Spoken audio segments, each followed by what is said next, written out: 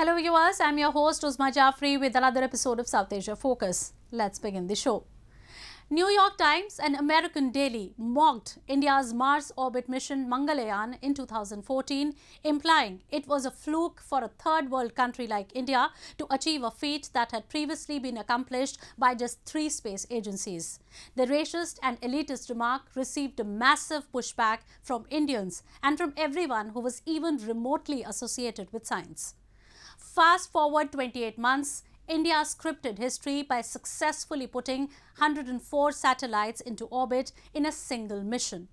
Thanks to tireless efforts of Indian Space Research Organisation or ISRO and other Indian agencies that have also made a mark. India has not just fine-tuned its space missions and has enhanced payload capacity of its rockets, but has efficiently developed a space program that has outperformed its rivals in terms of tech and competence, and has compelled space players from world over to look to India for assistance. 10, 9, 8, 7, 6, 5, 4, 3, 2, 1, 0.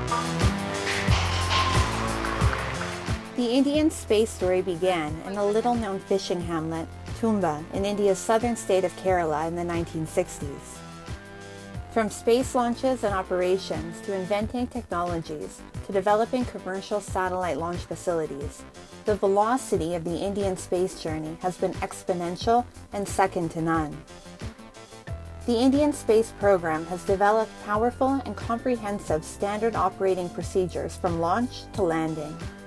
India's Space Exploration Agency, ISRO, which dominates the Indian space industry, has led successful milestones for the country, as well as other countries by launching their satellites.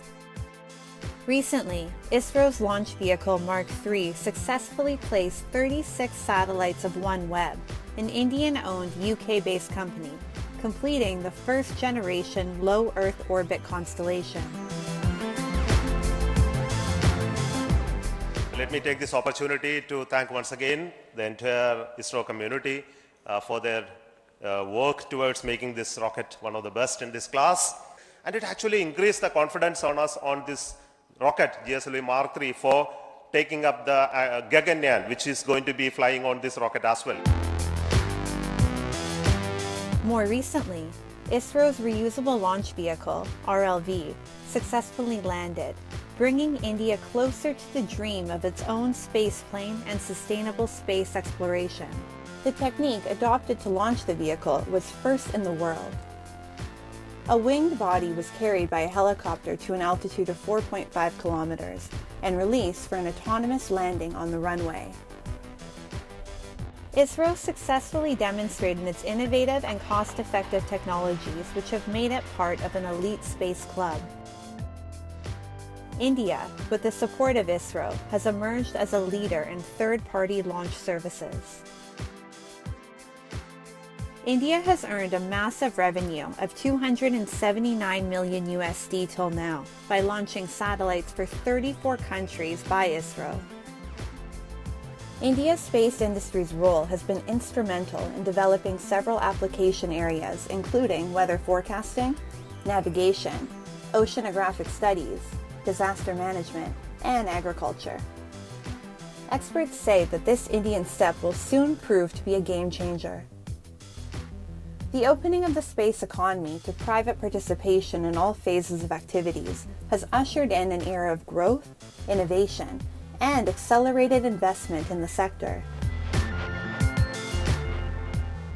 We scripted history today by successfully launching India's first privately developed rocket, Vikram S.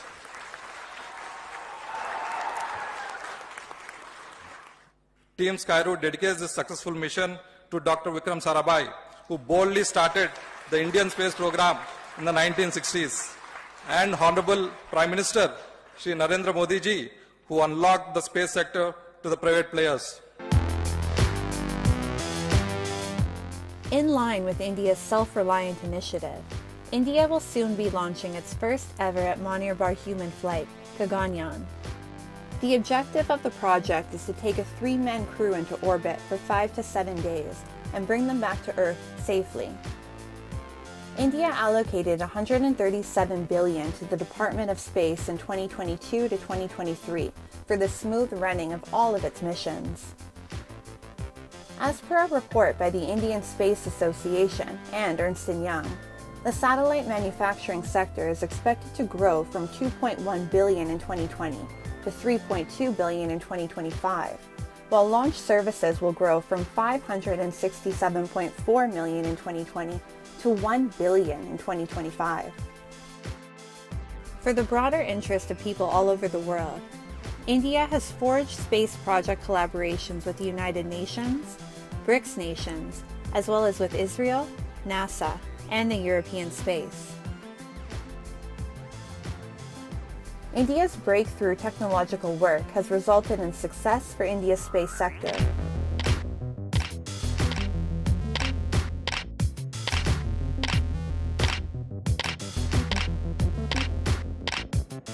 Government initiatives and reforms are on track to be game changers for India's space sector, further expediting the industry's growth. India created history by becoming the first country to enter the orbit of the Red Planet in its first attempt. The pioneering mission, Mangalyaan, was the most economical mission ever to Mars. Its budget was about $75 million, which cost only 11% of NASA's Mars Atmosphere and Volatile Evolution mission, MAVEN. The Indian space spirit is determined and limitless. Experts say the day is not far when India's lunar exploration mission will be a success.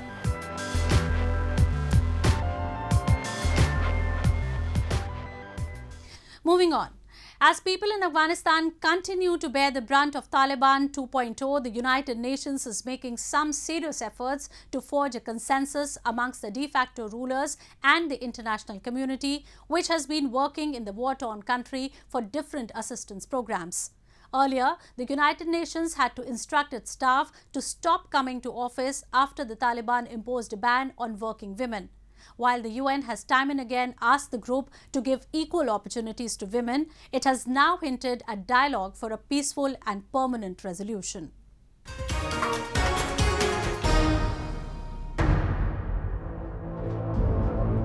UN Secretary General Antonio Guterres will meet the foreign envoys to Afghanistan on May 1st and May 2nd to come up with a cohesive strategy for dealing with the Taliban leadership.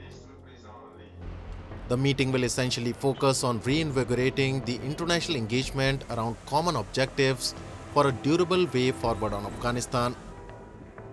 The decision comes in wake of Taliban's stepped-up anti-women decrees that have restricted women from working for the UN or for any other organization. The Taliban essentially do not want to see women in public space. The Taliban claims that it has always respected women in accordance with the interpretation of Islamic law. Since toppling the Western-backed governments after US-led forces withdrew following 20 years of war, the Taliban has also tightened controls over women's access to public life, including barring women from university and closing most girls' high schools. What I can say is that the Doha conference on the 1st and 2nd of May is not focusing on recognition, and we don't want there to be any confusion about that. The point of the discussion, which will be held in a closed, private setting, is to build a more unified consensus on the challenges at hand. As you know, there's a need to reinvigorate international engagement around the sort of common objectives that the international community has on Afghanistan. And so we consider it a priority to advance an approach based on pragmatism and principles, to have a constructive engagement on the issue. So that is where we will be focusing. The United Nations had earlier asked some 3,000 staff, men and women, to stay home until May 5 while it made necessary consultations. Some officials have flagged concerns donors may pull back on support to Afghanistan's humanitarian aid program, the largest in the world, and that implementing some programs and reaching women in the conservative country without female workers would not be possible. There are many others who are anticipating that the global community will give recognition to the Taliban, a status that the group has been demanding since it returned to power in 2021. Let me give you a bit on that. The meeting, there will indeed be a meeting in Doha on May 1st and 2nd, which the Secretary General will host with special envoys on Afghanistan from various countries. The purpose of this kind of small group meeting is for us to reinvigorate the international engagement around the common objectives for a durable way forward on the situation in Afghanistan. In December, the 193-member UN General Assembly approved postponing for the second time a decision on whether to recognize the Afghan Taliban administration by allowing them to send a United Nations ambassador to New York. The Taliban have imposed a series of restrictions on women's access to work, education, and public life. Countries around the world have been asking the group to remove these restrictions, but the Taliban haven't cared to give any attention to these appeals and demands.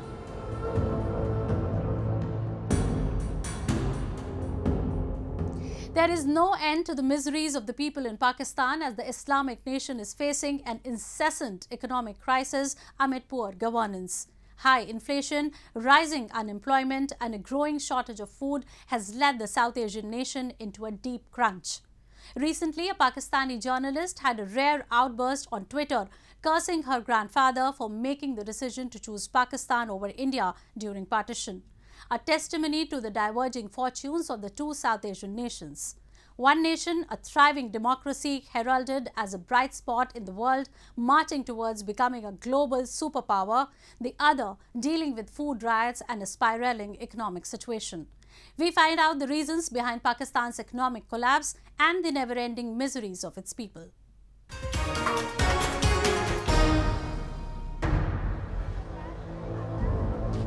A large number of underprivileged people across Pakistan who are not able to afford necessary food items due to rising inflation are forced to queue for hours to grab a bag of free flour. It is chaos all across the country, as residents are not only facing disgrace, but danger to their lives.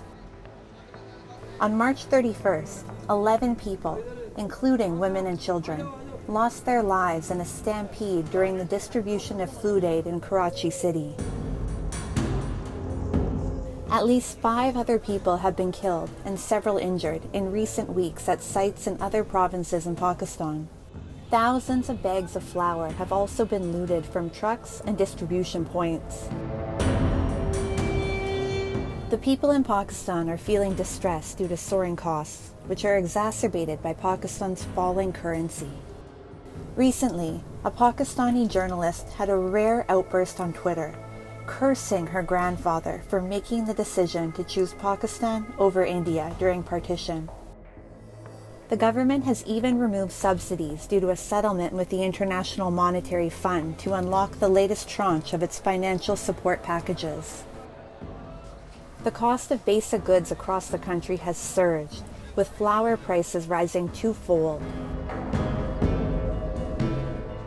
कोई नहीं सानते 4 दिन हो गए आउंदियां नु कोई नहीं गल बनी है तक ਇਹੋ ਆਂਦੇ ਨੇ 5 ਦਿਨ ਬਾਅਦ ਆਏ 6 ਦਿਨ ਬਾਅਦ ਆਏ 5 ਵੀ ਉਹਨਾਂ ਦਾ 5 ਦਿਨ ਬਾਅਦ ਆਏ ਉਹ ਦਿਨ ਤੇ 8 ਵਜੇ ਦੇ ਆਏ ਤੇ 1 ਵਜੇ ਤੇ 3 ਵਜੇ ਗਏ ਘਰ ਪਰਸੋਂ ਤੇ ਕੱਲ ਅਸੀਂ 12 ਵਜੇ ਆਈਆਂ ਤੇ 3 ਵਜੇ ਗਏ ਨਹੀਂ ਮਿਲੇ ਤੇ ਅੱਜ ਉਸ ਤਰ੍ਹਾਂ ਅਸੀਂ ਘੰਟਾ ਕੀ ਹੋਇਆ ਆਈਆਂ ਨੇ ਛੇਤੀ ਵਾਰੀ ਆ ਗਈ ਤੇ ਪਰ ਅੱਜ ਵੀ ਉਹਨੇ ਕਿਹਾ 5 दिन बाद आए उसका तो पूछे ना जब भी तो धक्के खा रहे हैं इस मुफ्त आटे के नहीं हम लोग जब भी तो मुफ्त आटे के चक्कर में हम लगे हुए कि चल यार यही बच जाएगा वरना किसका दिल करता है इतने धक्के खाने को वक्त और हालात ऐसे हो गए कि काम 2 टके का नहीं है मजदूर बंदा क्या करे तनख्वाहदार का तो तनख्वाह मिल रही है जो वो हाथ से करने वाले हैं या डेली हैं करने वाले उनका क्या बनेगा इस बारे में कोई हुकूमत सोच रही है अगर सोच रही है तो जवाब दे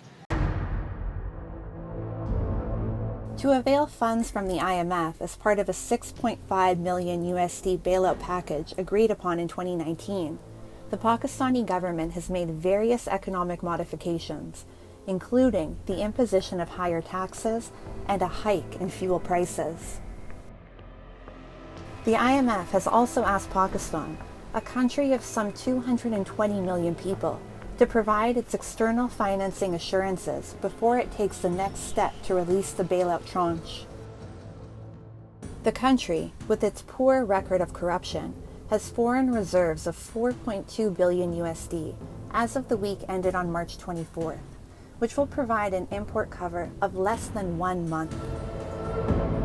अगर आप पाकिस्तानी करेंसी देखें उसके ऊपर लिखा हुआ है स्टेट बैंक ऑफ पाकिस्तान की तरफ से हामिल हाजा मुतालबे पे अदा करेगा।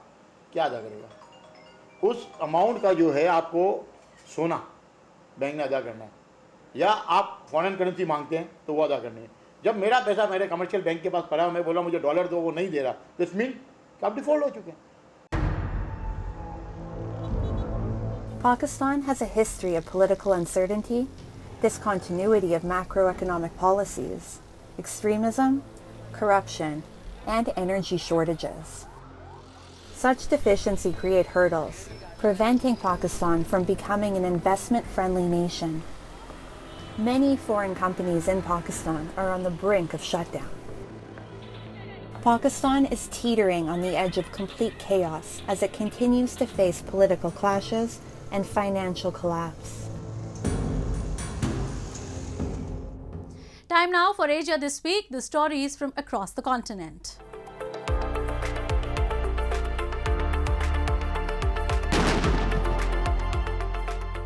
First responders from various departments practiced emergency scenarios after a simulated Chinese attack on Taiwan's outlying island of Nangan, part of the Matsu archipelago, weeks after Beijing concluded war games around Taiwan.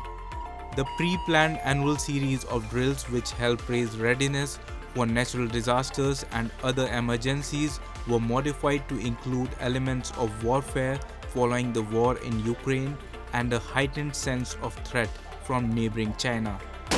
Pretend explosions could be seen at a local power plant, the only one in the archipelago that is located only kilometers off the southern Chinese coast, and emergency responders carrying victims with gaping fake wounds to safety.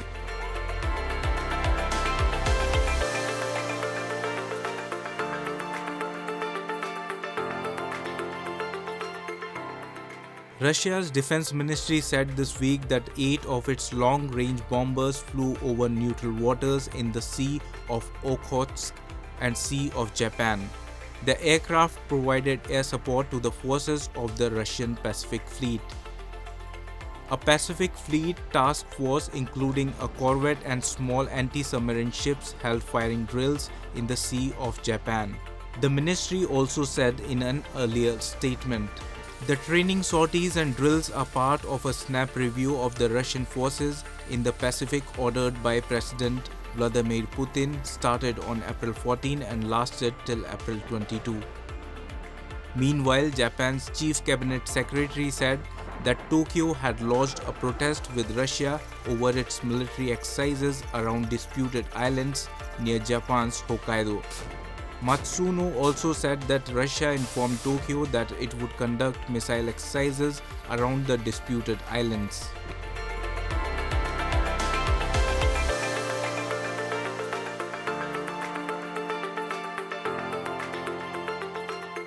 Israeli Prime Minister Benjamin Netanyahu said last week that normalizing relations with Saudi Arabia would be a giant leap towards ending Arab-Israeli conflict. Israel has opened diplomatic ties with several Arab countries since 2020, including Saudi Arabia's neighbors, the United Arab Emirates, and Bahrain. But Riyadh has held back from recognizing Israel, saying such moves should be tried to resolving Palestinian statehood goals. A huge setback for Netanyahu's efforts came last month when a China brokered deal saw Israel's major regional foe Iran mend its ties with Saudi Arabia. Iran's embassy in Riyadh reopened its gates last Wednesday for the first time in 7 years.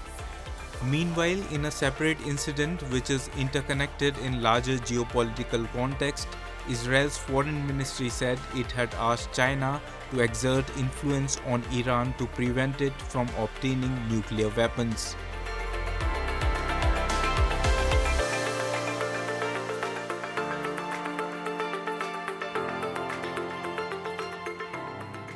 Fans of K-pop singer Moonbin placed notes, flowers and photos in front of the singer's music label office in Seoul this week, mourning his sudden death.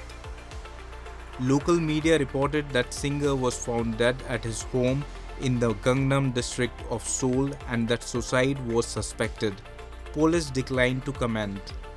Moonbin was a child actor before making his debut as a member of ISRO in 2016. He was set to appear at a concert in the southern city of Busan next month as part of sub-unit Moonbin and Sana.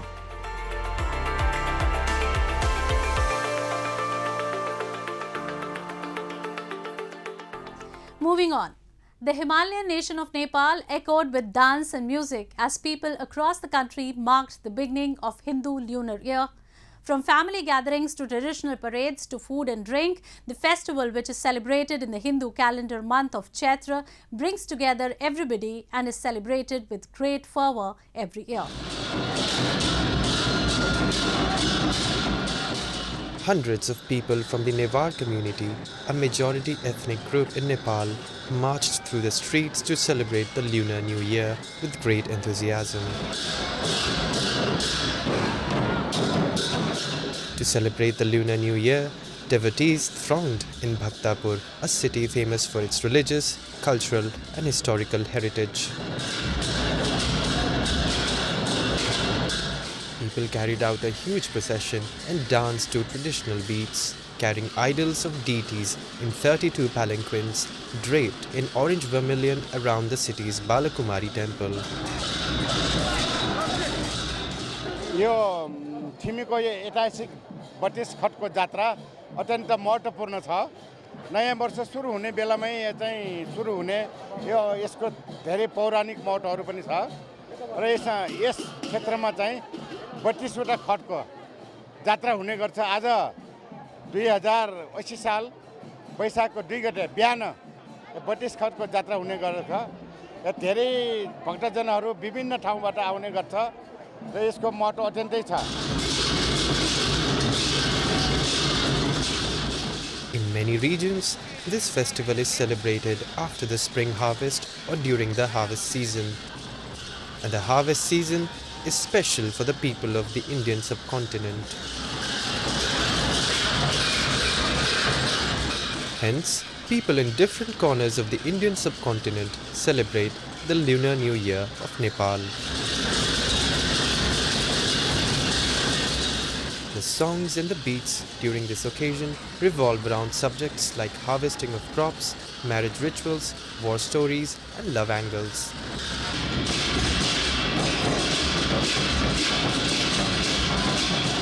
एक गतेबाट सुरु हुन्छ त्यसमा चाहिँ सिद्धिकालीको जात्रा हुन्छ सर्वप्रथम यो नयाँ वर्षमा। एक गते चाहिँ आज 2 गते चाहिँ तपाईको यो बालकुमारी मन्दिरको चाहिँ मेन मुख्य देउटा चाहिँ यो बालकुमारी भयो। आज यहाँ यो बालकुमारीको जात्रा हुने भएछ। आज तपाईको शनिबार परेकोले यो उता चाहिँ दक्षिणबाराई भन्ने ठाउँमा चाहिँ जान्छ। यो दक्षिणबाराईको जात्रा मेन त्यहाँ पनि घुम्न जान्छ।